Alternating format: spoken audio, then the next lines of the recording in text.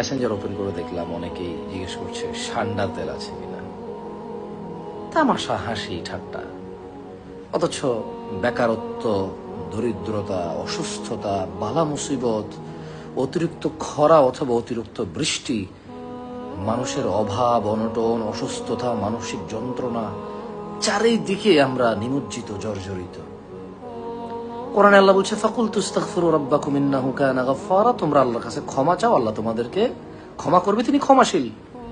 ক্ষমা চাইলে কি হবে? ইউরসিলিস সামা আলাইকুম মিদরারা, তিনি আকাশ থেকে বাড়ি বর্ষণ করবে। ওয়ায়ুমদিদকুম বিআমওয়াল ওয়া বানিন ওয়া ইয়াজআল লাকুম জান্নাতিন ওয়া ইয়াজআল লাকুম আনহারা। তুমি আল্লাহর কাছে মাপ চাইবে, আল্লাহ তোমার জন্য, আল্লাহ তোমার টাকা পয়সা বৃদ্ধি করবে, ধন সম্পদ বাড়াবে, ছেলে মেয়ে দান করবে। যারা এই ধন সম্পদ ভোগ করবে আর আনন্দ করবে, তোমার চক্ষু শীতল হবে যা দেখে। আর তুমি মৃত্যুবরণ করলে আল্লাহ তোমার জন্য জান্নাত তৈরি করবে, যে জান্নাতের নিচে নহর বইবে।